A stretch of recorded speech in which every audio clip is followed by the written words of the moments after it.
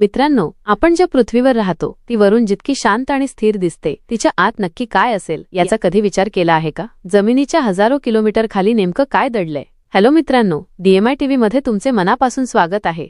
आज तुमच्यासाठी घेऊन आलो आहे इयत्ता 8वी भूगोलातील एक अत्यंत महत्त्वाचा धडा. आज आपण पाहणार आहोत धडा क्रमांक 2, पृथ्वीचे अंतरंग, इंटिरियर ऑफ दी अर्थ. ज्वालामुखीतून बाहेर येणारा लाव्हा असो किंवा भूकंपाचे धक्के, या सगळ्यांचा संबंध पृथ्वीच्या आतल्या रचनेशी कसा येतो हे आज आपण या पाठाच्या वाचनातून समजून घेणार आहोत. हा व्हिडिओ शेवटपर्यंत नीट ऐका, कारण पृथ्वीच्या थरांचे गुपित आज या पाठातून उलगडणार आहे. चला तर मग सुरू करूया आजचे वाचन. थोडे आठवूया, मागील इयत्तांमध्ये तुम्ही खडकांचे प्रकार, ज्वालामुखी व भूकंप यांची ओळख करून घेतली आहे. त्यावर आधारित पुढील प्रश्नांची उत्तरे सांगा. प्रश्न 1. भूकंप होतो म्हणजे नेमके काय होते? उत्तर: पृथ्वीच्या अंतरंगातील हालचालींमुळे भूकवचामध्ये प्रचंड ताण निर्माण होतो. जेव्हा हा ताण मर्यादेपलीकडे जातो तेव्हा ती ऊर्जा लहरींच्या स्वरूपात मुक्त होते. यामुळे पृथ्वीचे कवच थरथरते किंवा हादरते. यालाच आपण भूकंप म्हणतो. प्रश्न 2. अग्निजन्य खडक कसे तयार होतात? उत्तर: ज्वालामुखीच्या उद्रेकादरम्यान बाहेर पडलेला लाव्हारस आणि पृथ्वीच्या पोटातील मॅग्मा, शिलारस थंड होऊन त्यांचे सांद्रीभवन होते. या थंड होण्याच्या प्रक्रियेतून जे खडक तयार होतात त्यांना अग्निजन्य खडक म्हणतात. प्रश्न 3. ज्वालामुखी म्हणजे काय? उत्तर: पृथ्वीच्या अंतर्भागातील प्रचंड उष्णतेमुळे शिलारस, वायू, वाफ आणि इतर पदार्थ भूकवचतील कमकुवत भागातून किंवा भेगेतून अतिशय वेगाने बाहेर फेकले जातात. या नैसर्गिक प्रक्रियेला ज्वालामुखी म्हणतात. प्रश्न 4. ज्वालामुखी उद्रेकादरम्यान कोणकोणते पदार्थ बाहेर पडतात? उत्तर: ज्वालामुखीच्या उद्रेकादरम्यान प्रामुख्याने तप्त शिलारस, लाव्हारस, पाण्याची वाफ, विविध प्रकारचे विषारी व ज्वलनशील वायू, गरम राख, धूळ आणि खडकांचे तुकडे बाहेर पडतात. प्रश्न 5. हे पदार्थ कोणत्या स्वरूपात असतात? उत्तर: हे पदार्थ तीनही स्वरूपात असतात. द्रवरूप लाव्हारस, वायुरूप वाफ आणि विविध वायू, स्थायीरूप गरम राख, दगडगोटे आणि खडकांचे तुकडे. प्रश्न 6. हे पदार्थ थंड असतात की उष्ण असतात? उत्तर: हे पदार्थ अत्यंत उष्ण असतात. याचे कारण असे की पृथ्वीच्या अंतरंगात तापमान खूप जास्त असते, त्यामुळे तेथील खडक वितळलेल्या स्थितीत असतात. हे वितळलेले पदार्थ भूगर्भातील प्रचंड उष्णता घेऊन बाहेर येत असल्याने ते तप्त असतात. करून पहा. अर्धा लिटर दूध तापत ठेवा. दूध तापून उकळी आल्यानंतर तापवणे बंद करा. आता दुधाच्या पातेल्यावर झाकण ठेवा. प्रयोगाचा पुढचा भाग फार महत्त्वाचा आहे. यामध्ये तुमचे निरीक्षण कौशल्य वापरायचे असून त्याद्वारे निष्कर्षाप्रत पोहोचायचे आहे. 10 मिनिटांनी पातेल्यावर ठेवलेले झाकण बाजूला करा व थोडे तिरपे धरा. काय होते ते पहा. दुधावर काय दिसत आहे ते पहा. दुधावर जमलेला पदार्थ कोणत्या स्वरूपात आहे? हा पदार्थ बाजूला करा. या पदार्थाचे व दुधाचे तापमान यांतील फरक समजून घ्या व पुढील प्रश्नांची उत्तरे द्या. प्रश्न 1. दूध तापत ठेवले होते तेव्हा ते कोणत्या स्वरूपात होते? उत्तर: दूध तापत ठेवले होते तेव्हा ते द्रव, लिक्विड स्वरूपात होते. प्रश्न 2. दुधाला उकळी आली होती तेव्हा दुधातून काय बाहेर येत होते? उत्तर: दुधाला उकळी आली होती तेव्हा दुधातून वाफ, वॉटर वेपर बाहेर येत होती. प्रश्न 3. पातेल्यावरील झाकणावर काय जमा झाले होते? उत्तर: पातेल्यावरील झाकणावर पाण्याचे थेंब, बाष्पाचे सांद्रीभवन होऊन तयार झालेले पाणी जमा झाले होते. प्रश्न 4. दुधावर जमलेला पदार्थ द्रव की घन ते सांगा. उत्तर: दुधावर जमलेला पदार्थ साय हा सलग घन किंवा अर्धघन स्वरूपात असतो. प्रश्न 5. तो आतील दुधापेक्षा थंड होता की गरम होता? उत्तर: दुधावर जमलेला पदार्थ साय हा बाहेरील हवेच्या संपर्कात आल्यामुळे आतील दुधापेक्षा थंड होता. प्रश्न 6. असा प्रयोग आणखी कोणकोणत्या पदार्थांवर करता येईल? उत्तर: असा प्रयोग चहा, पाणी, वरण किंवा शिजत असलेल्या कोणत्याही द्रव पदार्थांवर करता येईल. हा प्रयोग प्रामुख्याने पदार्थाच्या अवस्थांतराचे आणि थंड होण्याच्या प्रक्रियेचे निरीक्षण करण्यासाठी केला जातो. भौगोलिक स्पष्टीकरण. दूध तापवण्यापूर्वी पूर्णपणे द्रव स्वरूपात असते. दुधाला उकळी आल्यानंतर त्यातून वाफा बाहेर पडत होत्या. काही वेळाने दुधावर साय तयार झालेली दिसते. ही साय आतील दुधापेक्षा कमी तापमानाची असते. यावरून असे म्हणता येईल की पातेल्यातील साईचा थर प्रथम थंड झाला तर त्याखालील दूध त्यामानाने गरम व द्रवरूप राहिले. असेच काहीसे पृथ्वीच्या थंड होण्याच्या प्रक्रियेत झाले असावे. पृथ्वीची निर्मिती सौरमालेबरोबरच झाली याबाबत शास्त्रज्ञांमध्ये एकमत आहे. सुरुवातीला पृथ्वी उष्ण व वायुरूप गोळ्याच्या स्वरूपात होती. स्वतःभोवती फिरता फिरता ती थंड होत गेली. पृथ्वी थंड होण्याची क्रिया पृष्ठभागाकडून केंद्राच्या दिशेस झाल्याने पृथ्वीच्या बाह्यभागास भूकवच थंड व घन स्वरूप प्राप्त झाले. मात्र अंतरंगातील भागात उष्णता जास्त असून भूपृष्ठाकडून गाभ्याकडे जाताना ती सातत्याने वाढत जाते. तसेच विशिष्ट खोलीवर अंतरंग अर्धद्रव स्वरूपात आहे. पृथ्वीचे अंतरंग नेमके कसे आहे याबाबत मानवाच्या मनात आजही कुतूहल आहे. पृथ्वीच्या अंतरंगाचे प्रत्यक्ष निरीक्षण करणे अद्याप शक्य झाले नाही. त्यामुळे भूगर्भशास्त्रज्ञांनी अनेक पद्धतीने अभ्यास करून काही अनुमाने काढली आहेत. त्यासाठी ज्वालामुखीतून बाहेर पडणारे पदार्थ व भूकंपलहरी यांचा अभ्यास प्रामुख्याने केला. ज्वालामुखीतून बाहेर पडणाऱ्या पदार्थांत प्रचंड उष्ण लाव्हारस, वायू, वाफ इत्यादी घटक आढळले. लाव्हारस थंड झाल्यावर त्यापासून अग्निजन्य खडक तयार होतात. त्याचबरोबर तापमान, घनता, गुरुत्वाकर्षण बल, दाब यांच्या अभ्यासातील अनुमानांवरून अंतरंगाची रचना समजून घेता आली. उदा. खाणीमध्ये खोलवर गेल्यास तापमानात वाढ झाल्याचे आढळते. तसेच ज्वालामुखी उद्रेकातून बाहेर येणारा लाव्हारस तप्त असतो. यावरून पृथ्वीचा अंतर्भाग उष्ण व प्रवाही असावा असे अनुमान भूगर्भशास्त्रज्ञांनी काढले. पृथ्वीच्या निरनिराळ्या भागात दरवर्षी असंख्य भूकंप होतात. त्यामुळे भूकंपलहरी निर्माण होतात. या भूकंपलहरी पृथ्वीच्या अंतर्गाभ्यातून प्रवास करतात. त्यांची दिशा व वेग यांचा अभ्यास करून अंतरंगाच्या रचनेबाबत अनुमान केले जाते. भूकवचाच्या अभ्यासासाठी मानवाने विंधन छिद्रे देखील पाडली आहेत. जरा विचार करा. प्रश्न.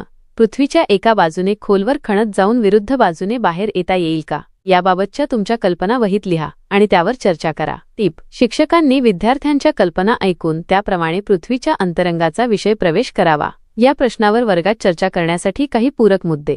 या कल्पनेवर चर्चा करताना आपण खालील तांत्रिक आणि भौगोलिक बाबींचा विचार करू शकतो. प्रचंड तापमान. पृथ्वीच्या केंद्रभागाचे तापमान सुमारे 5000 अंश सेल्सिअस ते 6000 अंश सेल्सिअस असते. इतक्या उष्णतेमध्ये कोणतेही यंत्र किंवा माणूस टिकू शकणार नाही. प्रचंड दाब. पृथ्वीच्या खोलवर जाताना वरच्या थरांचा दाब इतका वाढतो की तिथे पोकळी किंवा बोगदा तयार करणे अशक्य होते. मध्यवर्ती भाग गाभा. पृथ्वीचा अंतर्गाभा हा घन लोह आणि निकेल यांनी बनलेला आहे. तिथपर्यंत पोहोचणे मानवी तंत्रज्ञानाच्या पलीकडचे आहे. गुरुत्वाकर्षण. जर समजा आपण असा बोगदा तयार केलाच तरी पृथ्वीच्या केंद्रापाशी पोहोचल्यावर गुरुत्वाकर्षण आपल्याला मधोमध खेचून धरेल, ज्यामुळे पलीकडच्या बाजूने बाहेर पडणे कठीण होईल. अशा प्रकारे ही कल्पना रंजक असली तरी प्रत्यक्षात पृथ्वीच्या अंतरंगातील स्थितीमुळे एका बाजूने खणून दुसऱ्या बाजूने बाहेर पडणे सध्या तरी अशक्य आहे. याच कुतूहलातून आपण पृथ्वीचे कवच, प्रावरण आणि गाभा यांसारख्या थरांचा अभ्यास करतो. माहित आहे का तुम्हाला? आपल्या पृथ्वीची निर्मिती सुमारे 460 कोटी वर्षांपूर्वी झाली. प्रारंभिक अवस्थेत पृथ्वी वायुरूप होती. उष्णता उत्सर्जन प्रक्रिया होऊन हळूहळू ती थंड होत गेली. पृथ्वीला प्रथम द्रवरूप अवस्था प्राप्त झाली. कालांतराने पृथ्वीचा सर्वांत बाह्य भाग प्रथम थंड झाल्याने त्या भागाला घनरूप अवस्था प्राप्त झाली. पृथ्वीच्या या भागालाच भूकवच म्हणून संबोधले जाते. अजूनही सूर्यमालेतील बाह्य ग्रह वायुरूप अवस्थेत आहेत. करून पहा. खालील कृती 2 विद्यार्थ्यांच्या गटात करा. संदर्भासाठी पृष्ठ 11 वरील छायाचित्रे वापरा. लाल, पिवळा व निळा असे रंगांचे मातीचे गोळे घ्या. बाजारात मिळतात तसे. लाल रंगाचा गोळा थोडा मोठा असावा. पिवळ्या रंगाचा गोळा लाटून घ्या. तयार झालेल्या पोळीमध्ये ज्याप्रमाणे पुरणपोळी करताना पुरण भरतात त्याप्रमाणे लाल रंगाचा गोळा भरा व त्याला घनगोलाचा आकार द्या. आता निळ्या रंगाचा गोळा वरील प्रमाणे लाटून घ्या. या पोळीमध्ये पिवळ्या रंगाचा गोळा भरून याचाही घनगोल तयार करा. पृथ्वी गोलाप्रमाणे या घनगोलावर पिवळ्या रंगाने वेगवेगळे खंड दाखवा. आता तुमचा मातीचा पृथ्वीगोल तयार झाला आहे. पृथ्वीचे अंतरंग पाहण्यासाठी मातीचा घनगोल बरोबर मधून अर्धा कापा. आतमध्ये तुम्हाला पृथ्वीच्या अंतरंगाप्रमाणे विविध थर दिसतील. या थरांना नावे देण्याचा प्रयत्न करा. भौगोलिक स्पष्टीकरण. भूपृष्ठापासून गाभ्याकडे होणाऱ्या बदलात प्रामुख्याने तापमान आणि घनता यांचा समावेश होतो. या 2 घटकांमधील बदलांच्या अनुषंगाने पृथ्वीच्या अंतरंगाचे पुढील विभाग पडतात. पृथ्वीच्या अंतरंगाचे विभाग. 1. भूकवच क्रस्ट, खंडीय कवच, कॉन्टिनेंटल क्रस्ट, महासागरीय कवच, ओशियानिक क्रस्ट. प्रावरण. मॅन्टल, उच्च प्रावरण, अपर मॅन्टल, निम्न प्रावरण, लोअर मॅन्टल. 3.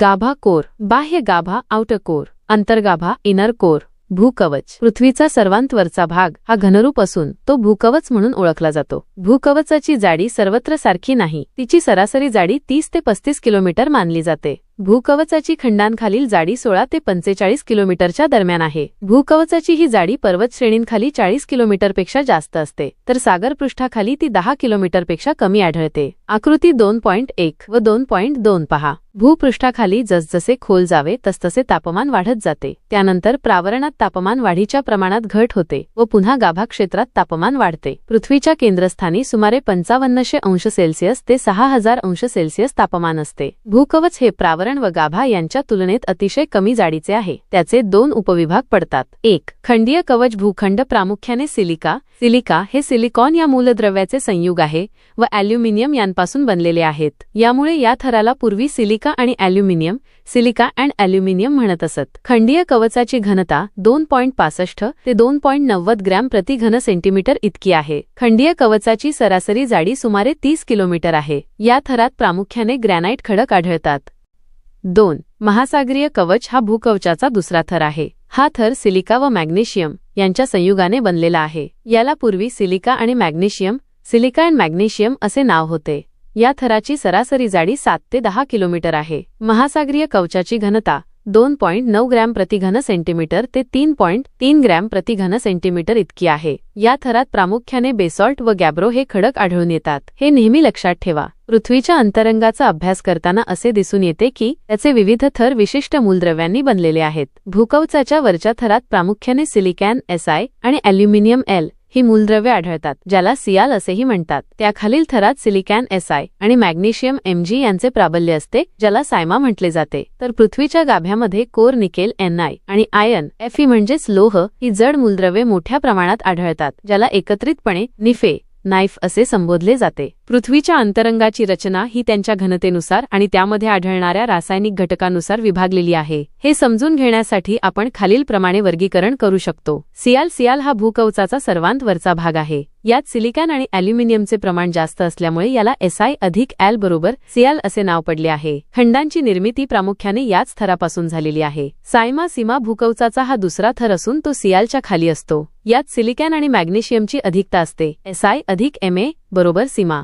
महासागरांचे तळ प्रामुख्याने या थराने बनलेले असतात. नीफ हा पृथ्वीचा केंद्रभाग किंवा गाभा आहे. येथे निकेल आणि आयर्न लोह ही अत्यंत जड आणि कठीण मूलद्रव्ये असतात. Ni अधिक Fe बरोबर नाईफ. लोहाच्या अस्तित्वामुळेच पृथ्वीला तिचे चुंबकीय क्षेत्र प्राप्त झाले आहे. हे लक्षात ठेवण्यासाठी सोपी टीप: प्रत्येक थराच्या नावातील पहिली अक्षरे त्यातील मूलद्रव्यांची ओळख करून देतात. उदा. Si अधिक Al बरोबर सियाल. यामुळे पृथ्वीच्या अंतरंगातील रासायनिक रचना लक्षात ठेवणे सोपे जाते. माहित आहे का तुम्हाला, खंडीय कवच व महासागरीय कवच यांच्या घनतेमध्ये विलकता आहे. हे कॉनरॅड या शास्त्रज्ञाने शोधून काढले, म्हणून या विलकतेला कॉनरॅड विलकता हे नाव दिले आहे. भूकवच व प्रावरण यांच्यात विलकता आहे. हे ज्या शास्त्रज्ञाने शोधून काढले त्याचे नाव मोहोरोव्हिसिक होते, त्यामुळे या विलकतेला मोहोविलकता असे नाव देण्यात आले. प्रावरण व गाभा यांच्यात विलकता आहे. गटेनबर्ग या शास्त्रज्ञाने ही विलकता शोधून काढली. त्या विलकतेला गटेनबर्ग विलकता हे नाव देण्यात आले. प्रावरण. भूकवचाखाली प्रावरणाचे थर आढळतात. प्रावरणाचे उच्च प्रावरण व निम्न प्रावरण असे 2 उपविभाग केले जातात. उच्च प्रावरण हे जास्त प्रवाही असते. याच भागात शिलारस कोठे आढळतात, ज्यामधून ज्वालामुखीच्या उद्रेकादरम्यान हा शिलारस पृथ्वीपृष्ठावर येतो. प्रावरणाच्या या भागास दुर्बलावरण असेही म्हणतात. भूकंपाची केंद्रे प्रामुख्याने या भागात आढळतात. भूपृष्ठापासून सुमारे 42 किलोमीटर खोलीनंतर प्रावरणास सुरुवात होते. प्रावरणातील अंतर्गत शक्तीमुळे होणाऱ्या हालचालींतून भूपृष्ठावर पर्वत निर्मिती, द्रोणी निर्मिती, ज्वालामुखी, भूकंप यांसारख्या प्रक्रिया घडतात. या भागात 2400 ते 2900 किलोमीटर खोलीवरील तापमान 2200 अंश सेल्सिअस ते 2500 अंश सेल्सिअस पर्यंत असावे असे अनुमान आहे. तेथील खडकाच्या रचनेत व घनतेत एकाएकी बदल होतो. प्रावरणाची खोली 2870 किलोमीटर असावी असा शास्त्रीय अंदाज आहे.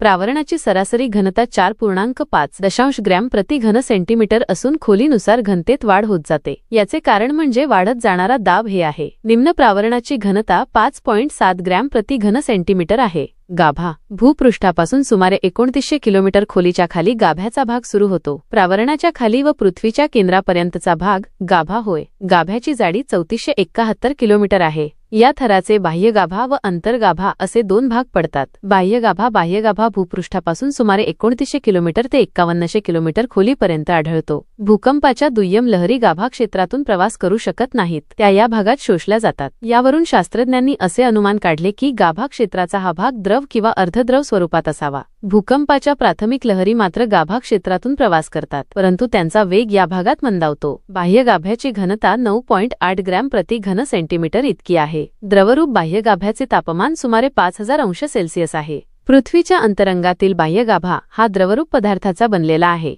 व या थरात लोह खनिजाचे प्रमाण अधिक आहे हे आपण शिकलो आहोत. बाह्यगाभ्याच्या या द्रवरूप भागात ऊर्ध्वगामी प्रवाह निर्माण होतात. हे या भागाचे आणखी एक वैशिष्ट्य आहे. बाह्यगाभा व अंतर्गाभा यांच्या तापमानातील फरकामुळे ऊर्ध्वमुखी प्रवाह तयार होतात. पृथ्वीच्या परिवलनामुळे या प्रवाहांना भोवऱ्यांप्रमाणे गती प्राप्त होते. या सर्पिल भोवऱ्यांमध्ये विद्युत प्रवाह निर्माण होतात व त्यामुळे चुंबकीय क्षेत्र तयार होते. यालाच भूजनित्र असेही संबोधले जाते. पृथ्वीचे हे चुंबकीय क्षेत्र पृथ्वी ग्रहाच्या बाहेरही बऱ्याच अंतरापर्यंत कार्यरत असते. या भूचुंबकीय क्षेत्रामुळे एक प्रकारचे आवरण निर्माण होते. पृथ्वीच्या वातावरणाचे सूर्याकडून येणाऱ्या सौरवातांपासून संरक्षण होते. पृथ्वीवर निर्माण झालेल्या या चुंबकीय क्षेत्राला चुंबक आवरण असे म्हणतात. हे पृथ्वीचे पाचवे व महत्त्वाचे आवरण आहे. आकृती 2.3 पहा. अंतर्गाभा. अंतर्गाभा भूपृष्ठाखाली सुमारे 5150 किलोमीटर पासून 6371 किलोमीटर खोलीपर्यंत पृथ्वीच्या केंद्रापर्यंत आढळतो. हा पृथ्वीगर्भाचा केंद्रभाग असून तो घनस्थितीत आहे. या घनगोलाची घनता सुमारे 13.3 ग्रॅम प्रति घन सेंटीमीटर इतकी असते. या थरात प्रामुख्याने निकेल आणि लोह,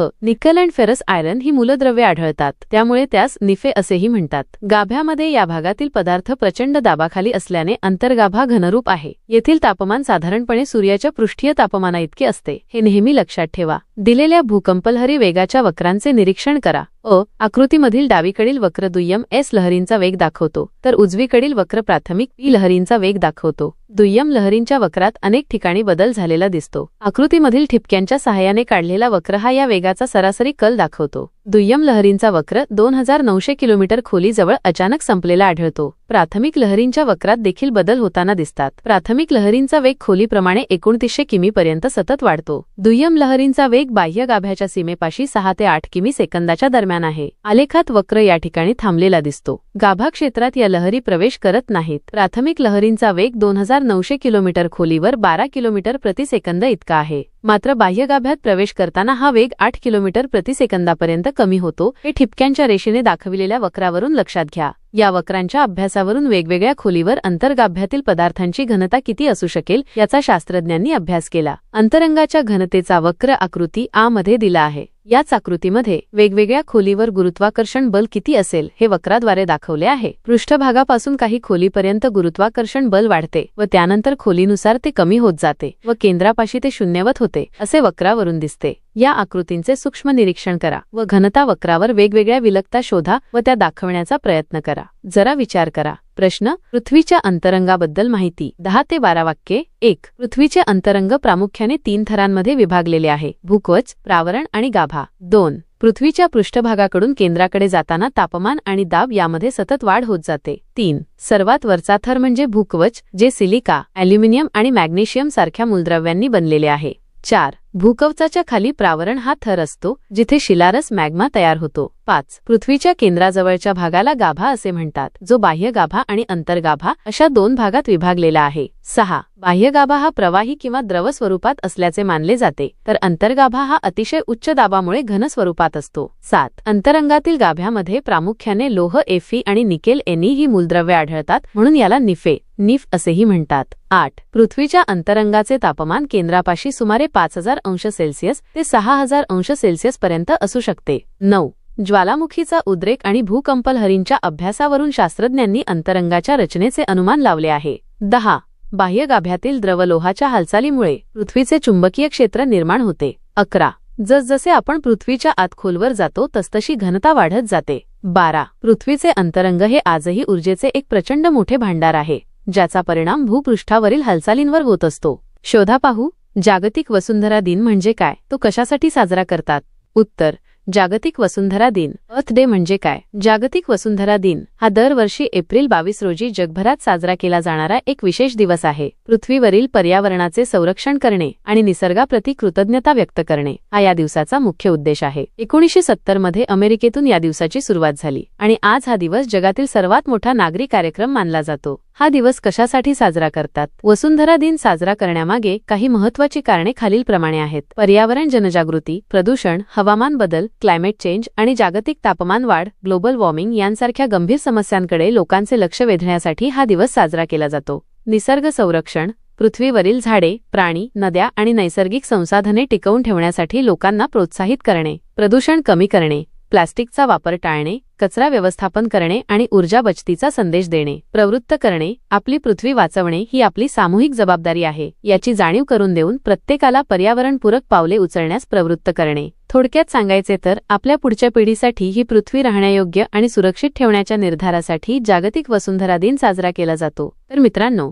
आज आपण पृथ्वीचे अंतरंग या पाठाद्वारे आपल्या पायाखालच्या जमिनीच्या आत नेमके काय आहे, भूकवच, प्रावरण आणि गाभा हे थर कसे कार्य करतात हे अगदी सविस्तरपणे समजून घेतले. मला खात्री आहे की पृथ्वीची ही आंतरिक रचना आता तुमच्या लक्षात आली असेल. पृथ्वीच्या आत काय आहे हे तर आपण पाहिले, मग आपल्या डोक्यावर असणाऱ्या आकाशात काय घडते? पाऊस कसा पडतो? हवेत गारवा किंवा दमटपणा का जाणवतो? आणि पांढरे काळे ढग नेमके कशाचे बनलेले असतात? या सर्व प्रश्नांची उत्तरे शोधण्यासाठी आपण भेटणार आहोत पुढच्या व्हिडिओमध्ये. आपला पुढचा भाग असणार आहे धडा क्रमांक 3, आर्द्रता व ढग, ह्युमिडिटी अँड क्लाउड्स. त्यामुळे पुढचा व्हिडिओ पाहायला विसरू नका.